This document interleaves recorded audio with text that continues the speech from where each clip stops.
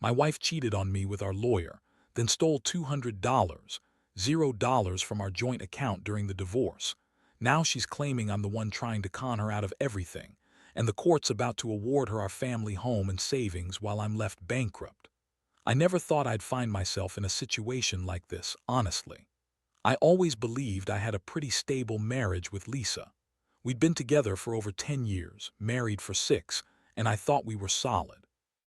Sure, every relationship has its ups and downs, but I never suspected my wife of cheating on me, or worse, stealing from us.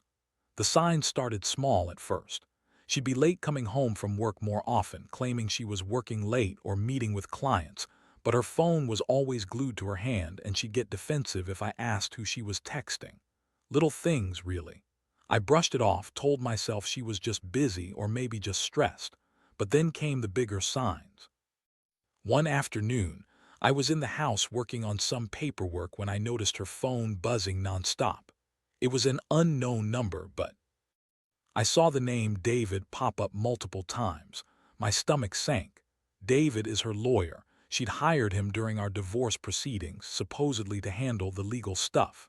But the way she was acting lately, I just had a gut feeling that wasn't the whole story. I started paying more attention, watching her interactions.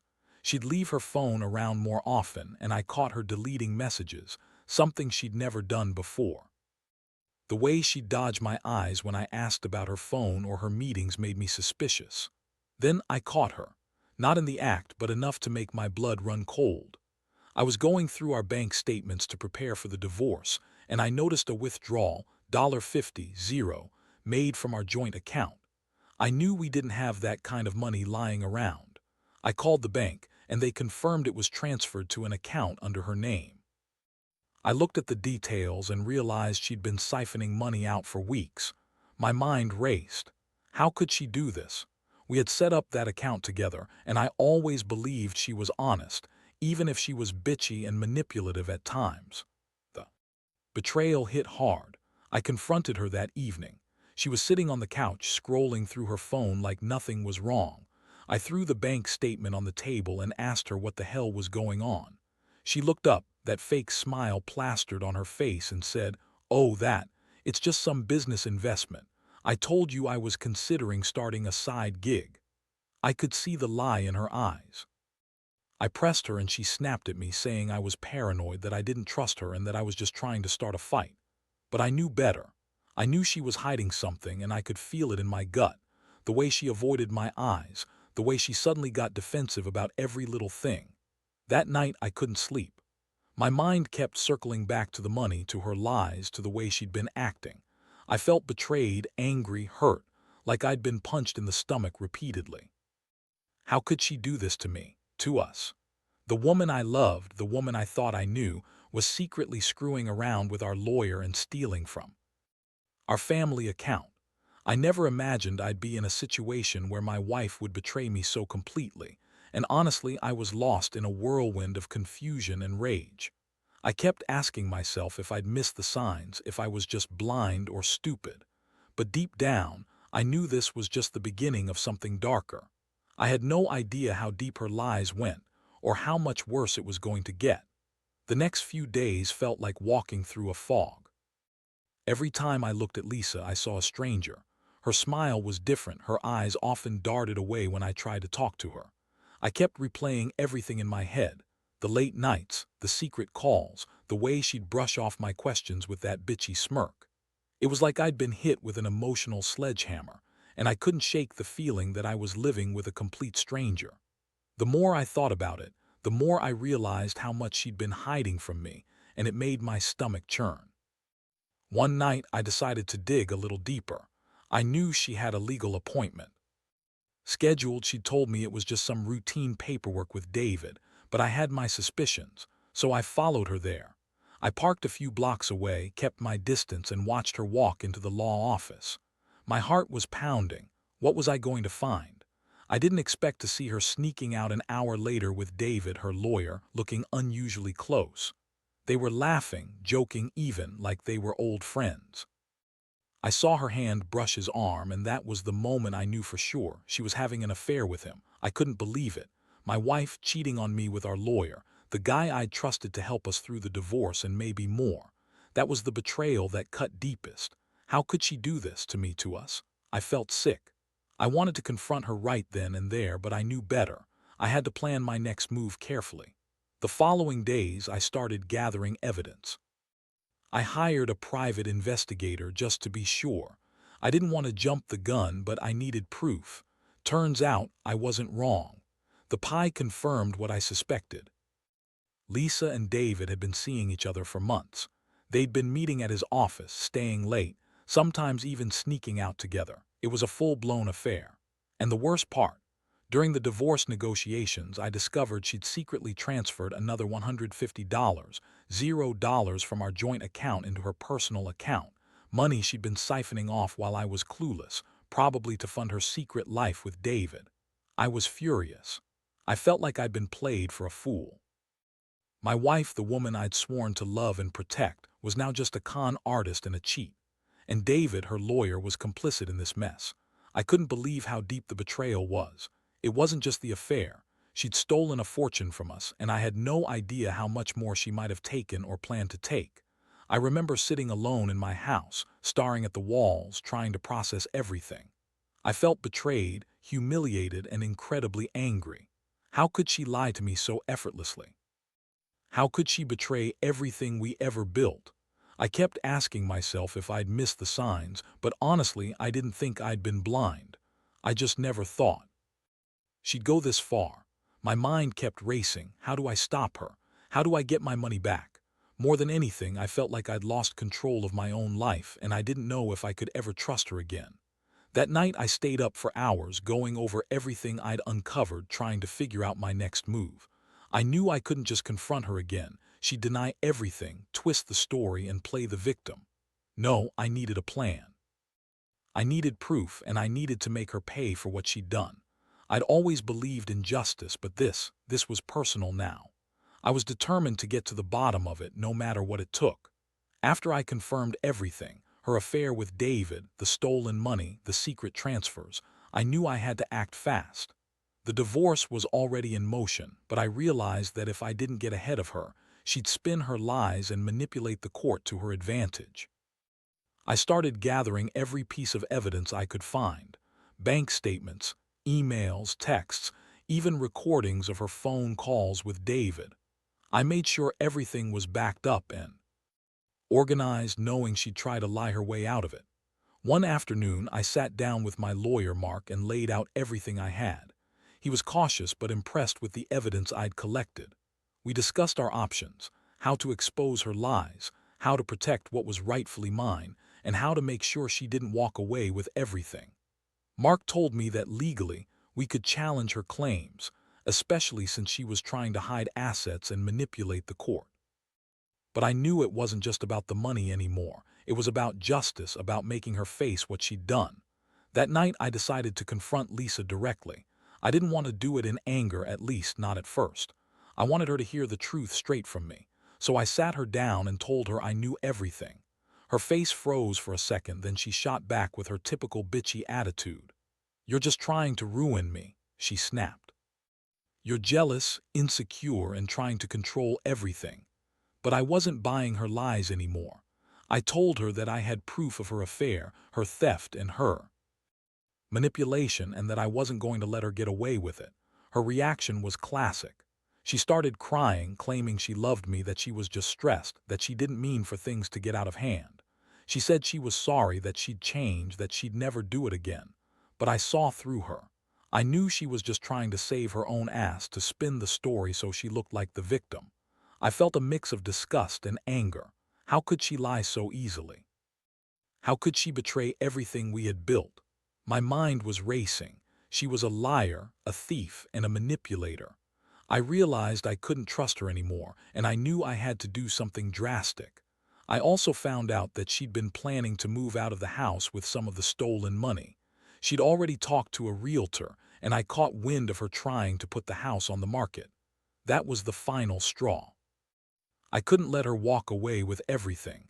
She'd stolen too much, lied too often, and betrayed me in ways I never thought possible. That night, I decided I'd fight for my rights, for what was left of our marriage, and for my dignity. I'd make sure she paid for her lies, and I'd do everything I could to get that money back. I wasn't going to let her ruin my life without a fight. Over the next few weeks, I threw myself into action. I knew I couldn't just sit back and hope everything would work out in my favor. I hired a forensic accountant to trace every penny she'd stolen and every account she'd tried to hide. It was ugly work, reading through her secret transfers, seeing how she'd manipulated the system, and realizing how much she'd lied to me. Every new discovery fueled my rage. She lied about everything: her fidelity, her honesty, even her motives. All I'd ever wanted was a simple, honest life with her, and instead I'd been played for a fool. Meanwhile, Lisa was escalating her lies.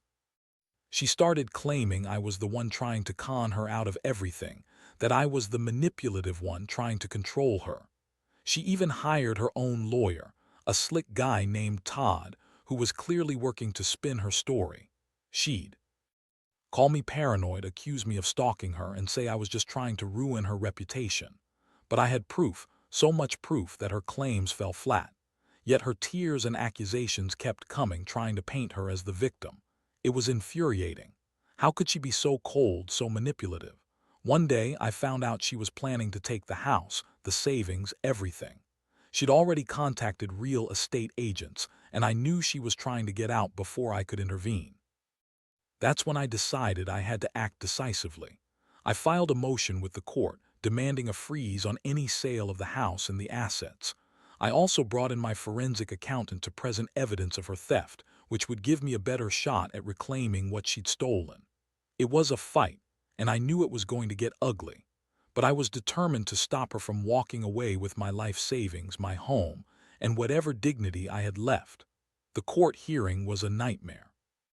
Lisa sat there, trying to act innocent, crying crocodile tears, insisting she was the victim of my paranoia. Todd tried to spin her story, claiming I was trying to manipulate the system. But I had the evidence: bank records, emails, witness statements, and I laid it all out. The judge listened carefully, and after hours of testimony and debate, he issued an order to freeze the sale of the house and the transfer of any assets. For now, I had some breathing room, but I knew this was just the beginning. Lisa wasn't going down without a fight, and I had a feeling she'd try to pull more tricks to get what she wanted. Still, I felt a small victory. At least I was one step closer to stopping her from completely destroying what we had. The days that followed were a whirlwind. Lisa was furious, of course. She accused me of everything, said I was trying to ruin her, that I was a jealous, controlling husband who just couldn't accept losing. She even tried to turn the kids against me, saying I was trying to take everything away from her, that I was the real villain. But I had the court orders, the evidence, and the truth on my side. Still, her bitchy attitude was relentless, and she kept throwing tantrums whenever she thought I wasn't looking.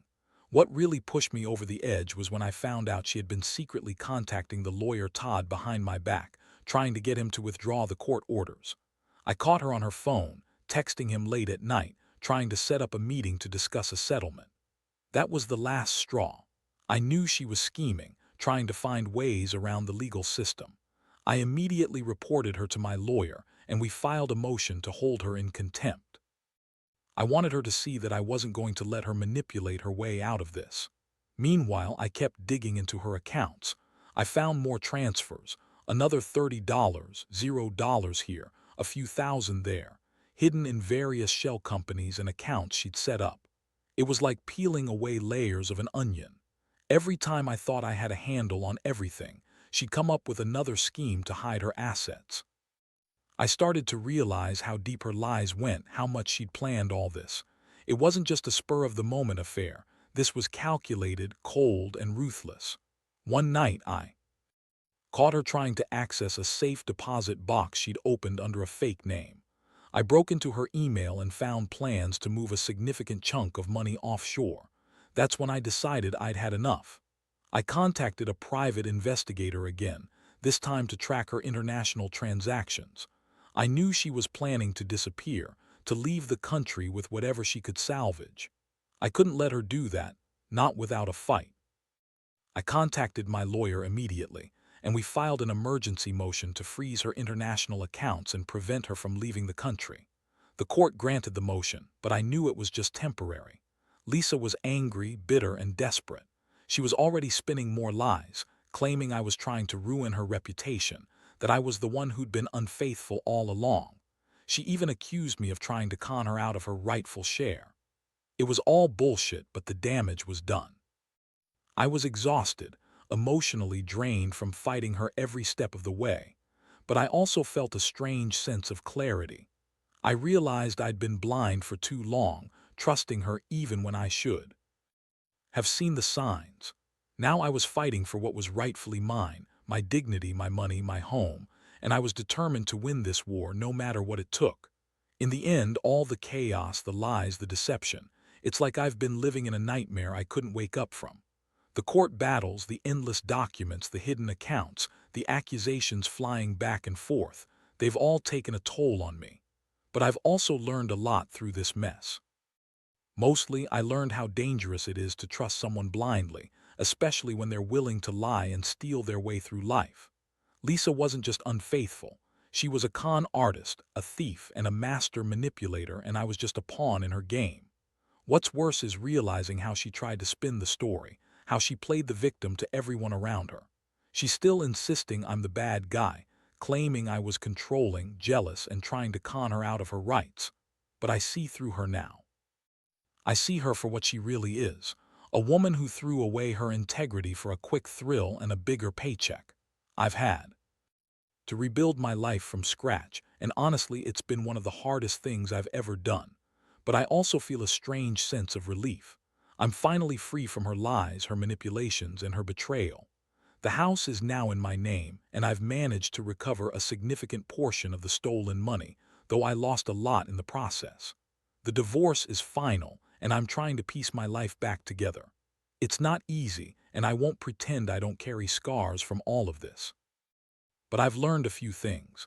Trust is fragile, and betrayal cuts deeper than words can say. I also learned that justice might be slow, but it's worth fighting for. If I could give any advice to anyone reading this, anyone who's going through something similar, it's this: don't ignore the signs. When someone starts lying, hiding things, or acting out of character, don't brush it aside. Dig deeper, protect yourself. And most importantly, don't be afraid to stand up and fight for what's rightfully yours.